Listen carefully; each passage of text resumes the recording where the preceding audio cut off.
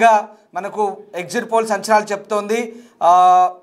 దాదాపుగా BJP JDU కలిపి 100 లోపే వస్తాయి. కాంగ్రెస్ ఆర్జేడీ చాలా క్లియర్గా అధికారాన్ని దక్కించుకోబోతున్నాయి. ఒక 30 స్థానాలు అధికంగా గెలుచుకోబోతున్నాయి. ఇతరులు కనుక తోడైతే వెరీ క్లియర్ అధికారాన్ని దక్కించుకోబోతున్నాయి అంటూ సత్తా బజార్ చెప్తోంది. ఇక్కడ చాలా భిన్నంగా ఉంది. మనకి ఇక్కడ చాలా క్లియర్గా మిగతా సర్వీస్ సంస్థలన్నీ కూడా ఎన్డీఏకి పట్టం కడితే సత్తా బజార్ ఏమో కాస్త భిన్నంగానే చెప్తుంది. కాస్త కాదు, చాలా డిఫరెన్స్ కనిపిస్తోంది. ఎన్డీఏ 100 లోపే పరిమితం అవుతుందని చెప్తోంది. ఎవరిని నమ్మాలి ఇక్కడ? మనం ఎవరి అభిప్రాయం వాళ్ళది. సో కొన్ని సర్వే సంస్థలు బాగలేకపోతే వాళ్ళ సర్వే తోటి వాళ్ళు కన్వర్ట్ అయిపోతారు వాళ్ళ సంస్థలు. ఇక్కడ మనం ఎంఐఎం అనేది సీమాంచల్ బీహార్ ని 4 విధాలుగా విభజించవచ్చండి. 4 విధాలుగా ఏమంటే ఒకటి Seemanchal, Mithilanchal and Magadh and Bhojpuri. So ఈ సీమాంచల్లో మనకు టోటల్లీ ముస్లిం ప్రాబల్యం ఇక్కడ ఉంటుంది. అండ్ మిథాంచల్లో అండ్ మనకు ఈసీ, ఓబీసీ, బీసీ ఓట్లు ఉంటాయి. అండ్ ఈ మగధలో దళితులు ఎక్కువ ఓట్ల ప్రాబల్యం ఉంటుంది.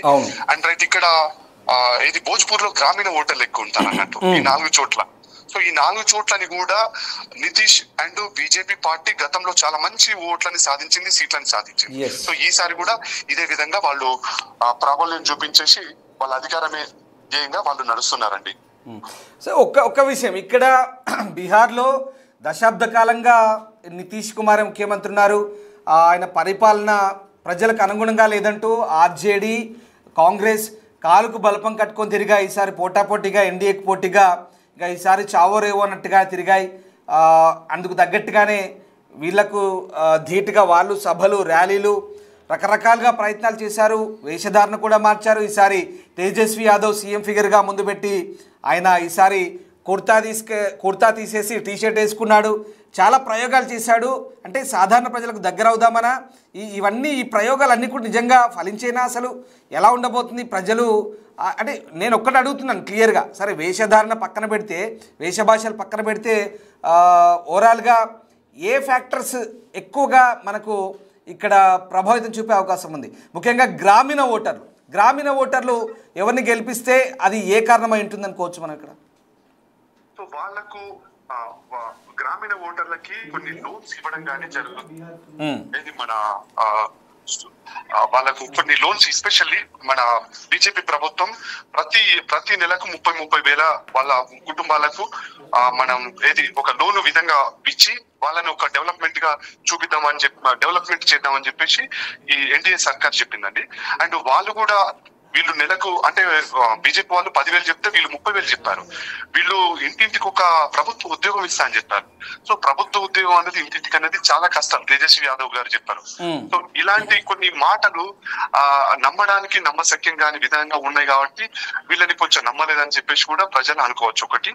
రెండోది, ఈ యొక్క బీజేపీ పార్టీ అనేది చాలా, ఎందుకంటే వాళ్లకు సెంట్రల్ యొక్క వ్యూహకర్తలు అండ్ రాష్ట్రంలో ఉన్న విధి విధానాల మీద స్పెషల్లీ చాలా వరకు వీళ్ళు అప్లై చేయగలిగారు. ఎందుకంటే అధికారంలో నితీష్ గవర్నమెంట్ ఉంది కాబట్టి, ఇంకా అండ్ సెంట్రల్ లో బీజేపీ గవర్నమెంట్ ఉంది కాబట్టి ఎలక్షన్ కమిషన్ ని కూడా కొంతవరకు ఇంకా మనం అది చెప్పడానికి లేదు కానీ ఓకే, సో ఎంతవరకు ఏం చేయాలో అది చేస్తున్నారు. సో ఆ విధానాలతో కూడా వీళ్ళకు ఒక మెజారిటీ రావడానికి కూడా ఆస్కారం ఉంది. ఈ 65 లక్షల ఓట్లను తొలగించడం కూడా ఒక స్పెషల్లీ ఒక స్ట్రాటజీలోనే భాగం. సో 65 లక్షలు కూడా ఈ మహాగఠబంధన్ యొక్క అధికార దాహానికి అడ్డుకట్ట వేస్తుంది, బ్రేకులు వేస్తుంది అని చెప్పేసి అనుకోవచ్చండి. అంటే ఇక్కడ మనం అనుకుంటున్నట్టుగా, మీరు చెప్తున్నట్టుగా సీమాంచల్ కావచ్చు, ఇవాళ 2వ విడత జరిగిన కొన్ని ప్రాంతాలు, నేపాల్కు ఆనుకొని ఉన్న ప్రాంతాలు, అలాగే చాలా ప్రాంతాల్లో ఇవాళ అంటే సీమాంచల్ కానీ, మగధ్ కానీ, మిథిలా కానీ, ఇటువైపు నేపాల్ వైపు ఉన్న ప్రాంతాలు కానీ, భోజ్పూర్ కానీ, ఆ ప్రాంతాలన్నీ కూడా గ్రామీణ బీహార్ లేదా అర్బన్ బీహార్, ఇవన్నీ కూడా మీరు ఒక్కసారి గమనించండి. 2020, 2015తో పోలిస్తే గత దశాబ్ద కాలానికి ఇప్పుడున్న పోలింగ్ సరళికి, ఇప్పుడున్న ఓటర్ల ఆలోచన విధానానికి తేడా ఏమనుకోవచ్చు క్లియర్గా? ఒకటి, నితీష్ గారి మీద నేను ఇంతకుముందు చెప్పాను. నితీష్ గారు అతను రెగ్యులర్ గా లాలూ ప్రసాద్ యాదవ్ ఆయన యొక్క పరిపాలనని అంటే లాలూ ప్రసాద్ యాదవ్ గారి యొక్క పరిపాలనని అది మైమరిపించేలా నితీష్ యాదవ్ గారు గొప్ప పరిపాలన అందించారు గత 20-25 సంవత్సరాలుగా. సో భోజ్పూర్ గ్రామీణ వాళ్లకు గ్రామీణస్తులు ఏంటంటే వాళ్ళు చదువు మధ్యలోనే ఆపేయడం కానీ అలా పిల్లలు ఆపేయడం కానీ వాళ్ళు ఏదో కూలి పనులకు వెళ్ళిపోవడం కానీ జరిగింది. కానీ ఈ నితీష్ కుమార్ గారు అధికారంలో ఉన్నప్పుడు ఒక 20 years బ్యాక్ ఆ పిల్లలకి స్కాలర్షిప్లు, వాళ్ళకు యూనిఫామ్లు, వాళ్ళకు ఒక సైకిల్ ఇవ్వడం ద్వారా వాళ్ళు గొప్ప అభివృద్ధి పొంది వాళ్ళు కూడా ఈనాడు ఒక మహిళా శక్తిగా ఎదిగి ఈనాడు వాళ్ళు నితీష్ పార్టీకి ఒక గొప్ప ఇది మన ఓట్ బ్యాంకుగా మారినారని చెప్పేసి అనుకోవచ్చండి. సో ఇట్లా ఈ గ్రామీణ ప్రాంతం వాళ్ళకు కూడా నితీష్ గారు చాలా అసలు ఒక వాళ్ళకి ఎంత చేయాలో అంతవరకు చేశాడండి. ఎందుకంటే లాలూ ప్రసాద్ యాదవ్ కంటే గొప్పగా చేశాడు అంతే. సో ఎంత గొప్పగా చేశాడనే మాట అంటే లాలూ ప్రసాద్ యాదవ్ గారికి అతని పాలనను మించి అతనిలో ఉన్న అటవిక్ జంగిల్ రాజ్ అని మనకు కొన్ని అంటుంటారు.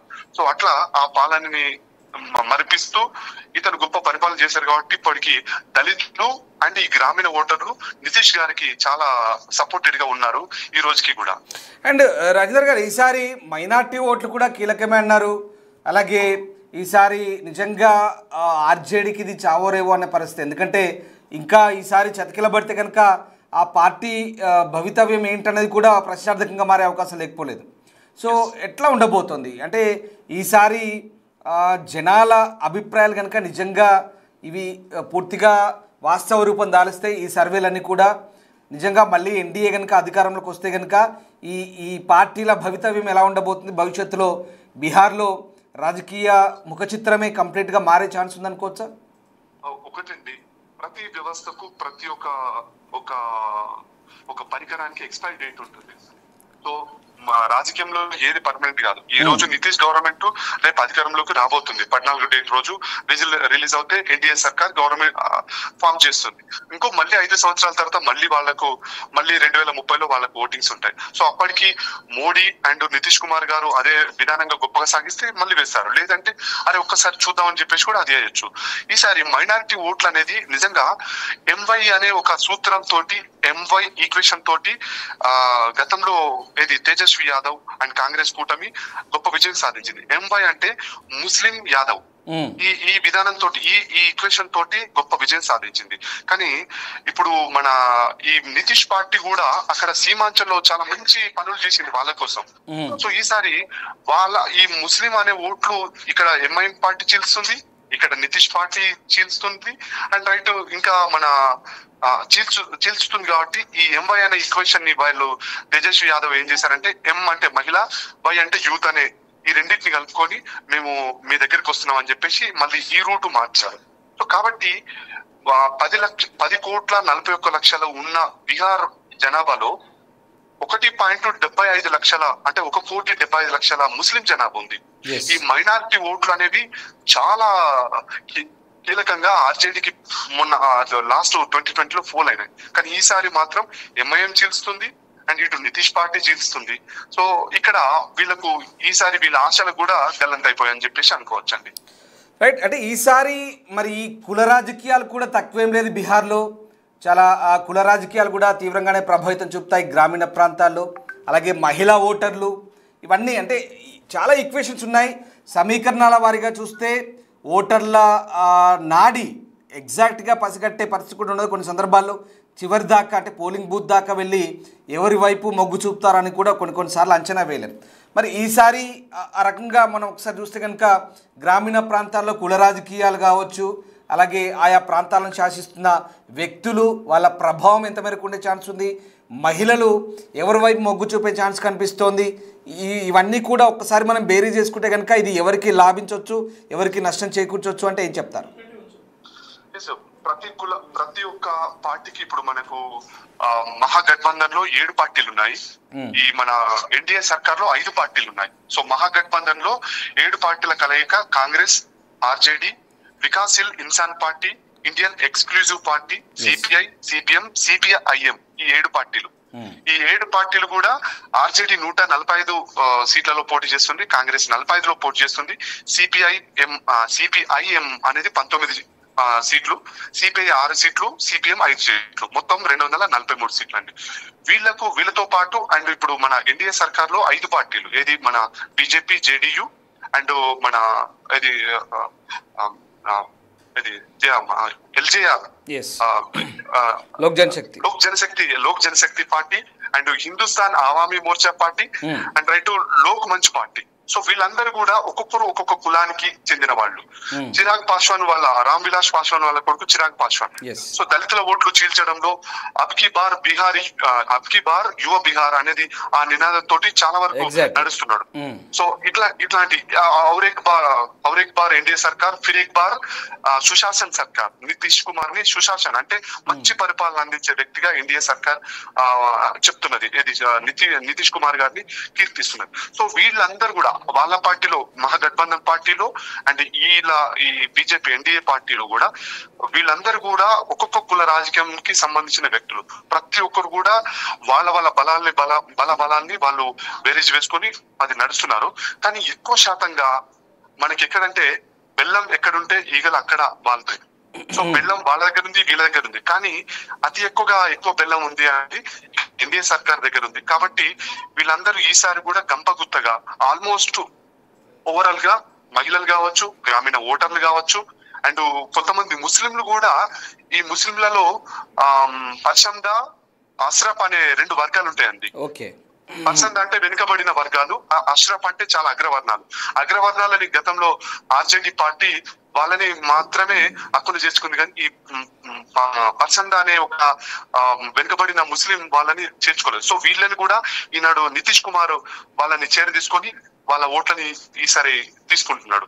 సో ఎంఐఎం పార్టీ కూడా ఈసారి పక్కా 8 చోట్ల పోటీ చేస్తే, ఈ మతాల వారీగా చూస్తే పక్కా నాకు తెలిసి ఒక 6 లేదా 7 సీట్లు పక్కా రావడానికి ఆస్కారం ఉంది. అతను రావడం కాకుండా ఒక 25% ఓట్లని మహాగఠబంధన్ కు రాకుండా కూడా అడ్డుకోగలుగుతున్నాడు. సో ఈ విధంగా ఆర్జేడీకి నష్టం చేకూరుస్తుందని చెప్పుకోవచ్చు. అండ్ ఇక్కడ ఎవరి ఓట్లు అంటే కులాలు మతాలు ఈ విధంగా ఇట్లా చీలిపోతున్నాయి అని చెప్పుకోవచ్చు అండి. రైట్. ఒక్కసారి నేను మీకు కొన్ని ఉదాహరణలు చెప్తాను. అంటే ఈసారి అంటే దాదాపు 3,70,00,000 మంది పైగా ఓటర్లు ఉన్న బీహార్లో ఈసారి ఫలితాలకు సంబంధించి మనం గతంతో పోల్చుకుంటే ఒకసారి మహారాష్ట్ర ఎగ్జిట్ పోల్స్ అప్పుడు బీజేపీ మహాయుతి కూటమిని తక్కువగా చూపి కొన్ని సంస్థలు చెప్పాయి, కానీ అంచనాలు భిన్నంగా వచ్చాయి. అలాగే మరికొన్ని చోట్ల మహారాష్ట్ర కానీ హర్యానా కూడా తీసుకుంటే కాంగ్రెస్కే మ్యాండేట్ వస్తారు, కానీ అక్కడ రివర్స్ అయిపోయింది, కంప్లీట్గా బీజేపీ వచ్చిన పరిస్థితి. సో ఈ రకంగా కొన్ని అంచనాలు ఢిల్లీ కూడా కొన్ని ఖచ్చితమైన అంచనాలు అయితే చేశారనుకోండి. తర్వాత కొన్ని చోట్ల నిజమయ్యాయి, కొన్ని చోట్ల అంచనాలకు మించి వచ్చాయి, కొన్ని చోట్ల అంచనాలు తలకిందులయ్యాయి. సరే, అది ఒక ఎత్తు అయితే అవన్నీ ఇటీవల జరిగినవి. సో ఇప్పుడు ఈ బీహార్ అంచనాలకు సంబంధించి అంటే ఆయా రాష్ట్రాలను బట్టి ఉంటుందా, జనాల మూడుని బట్టి ఇవి అంచనాలు నిజంగా వాస్తవ రూపం దాలుస్తాయా, ఖచ్చితంగా రిఫ్లెక్ట్ అవుతాయా, దానికి దీనికి కొంత భిన్నంగా ఉంటుందా, ఖచ్చితంగా అంటే ఇక్కడ స్థానికతను ఆధారంగా ఇక్కడ జనాల మూడుని బట్టి ఈ ఫలితాల అంచనాలు ఉంటాయా, లేదా వాటి మాదిరిగానే ఇవి కూడా కొంత ఏమైనా తేడా వచ్చే ఛాన్స్ ఉందా అంటే మనం ఏమనుకోవచ్చు ఫైనల్గా? తప్పనిసరిగా కొంచెం తేడాలు వస్తుంటాయండి. 100% అక్యురెన్సీ అనేది ఎవరికి ఏ పార్టీకి ఉండదు. సో అంటే వాస్తవానికి ఇప్పుడు ఈ సర్వే సంస్థలు అనేవి పబ్లిక్ పర్సన్ పట్టుకోవడం ఫెయిల్ అయినాయి కాబట్టి మనం అక్కడ తలకిందులు అయినాయని చెప్పేసి, అంటే హర్యానాలో కొన్ని పార్టీలు కాంగ్రెస్ అనేది మొత్తం చెప్పేసి కట్ చేస్తే బీజేపీ వచ్చేసింది. అవును. సో మహారాష్ట్రలో కూడా ఇట్లానే అనుకున్నారు, కట్ చేస్తే బీజేపీ కూడా మంచి మెజారిటీ తోటి వాళ్ళు మహాకూటమి వచ్చింది. సో ఇట్లా ఈ సర్వే సంస్థలు అనేవి కొన్నిసార్లు తప్పుతుండే, కాబట్టి దాన్ని పెద్దగా లెక్కలోకి తీసుకోవాల్సిన అవసరం లేదు. కానీ పక్కా కొన్ని సంస్థలు మాత్రం 100% అక్యురెన్సీ లో ఉంటాయి. సో పబ్లిక్ యొక్క పల్స్ ని 100% వాళ్ళ పల్స్ ఏదుంటుందో తప్పనిసరిగా రిఫ్లెక్ట్ చేస్తాయి. అది మాలాంటి సంస్థ ఆపరేషన్ చాణక్య, మేము గతంలో 2023లో తెలంగాణలో కూడా హైలీ అక్యురెన్సీ, అసలు భారతదేశంలోనే అక్యురెన్సీ ఇచ్చిన సంస్థ మా ఆపరేషన్ చాణక్య అని. సో ఇట్లా మేము కూడా, ఎందుకంటే పూర్తి స్థాయిలో చాలా కష్టసాధ్యమైన ప్లేస్ లో కూడా వెళ్ళి మేము సర్వేలు చేసామండి. సో ఫైనల్గా మిమ్మల్ని అదే అడుగుతున్నాను మళ్ళీ, బీహార్ ఓటర్ల నాడిని పసిగట్టే క్రమంలో ఖచ్చితమైనటువంటి ప్రామాణికత ఏంటి అంటే మరొకసారి ఏం చెప్తారు? సో ఓవరాల్గా ఎలా ఉంటుంది? ప్రజలకు కావాల్సింది గూడు గుడ్డ, అది వాళ్ళు ఎట్లాగో ఉత్పాదించుకుంటారు. వాళ్ళకు కావాల్సింది ఏంటి? అత్యవసరాలు, నిత్యవసరాలు అండి. దానితో పాటు వాళ్ళకు 3 మెయిన్ ముఖ్యంగా సామాజిక భద్రత, రాజకీయ న్యాయం, సామాజిక న్యాయం, ఆర్థిక న్యాయం. ఈ మూడింటిలో ఎవరు లాభం చేకూరుస్తారు, ఎవరు వాళ్ళకు భరోసా ఇస్తారు అనే వాటిని వెరిఫై చేసుకుంటారు. వాళ్ళు ఇప్పుడు మనకు నార్మల్ పర్సన్ ఏదో నేను ₹1,00,00,000 నీకు ఇస్తాను, సాయం చేస్తా, ₹1,00,000 సాయం చేస్తా అంటే నంబర్. వాళ్ళ కెపాబిలిటీ కూడా చూస్తారు. తేజస్వి యాదవ్, రాహుల్ గాంధీ గారు యొక్క కెపాబిలిటీ ప్రజలు అక్కడ చూసారు. వీళ్ళు నిజంగా మాకు రాజకీయ, సామాజిక, ఆర్థిక న్యాయం చేయగలరా, చేస్తే ఎక్కడ నుంచి చేస్తారు, ఎక్కడి నుంచి తీసుకొస్తారు నిధులు అనేది ఈ మధ్యలో చాలా ప్రజలందరూ చాలా గొప్ప మేధావులు అయిపోయారు. వాళ్ళకి కావాల్సింది ప్రతిదీ కూడా క్షుణ్ణంగా ఆలోచించి ఆశించి ఓటేస్తున్నారు అన్నది. Right, yes, thank you very much Rajender గారు. Thanks for joining with us. Operation Chanakya నుంచి చాలా ఖచ్చితమైనటువంటి అంచనాలు అంటూ మీరు చెప్తున్న అంచనాలు బహుశా మరి ఇప్పుడు రాబోయే ఫలితాలు సరి చూసుకుంటే కనుక ఏ రకంగా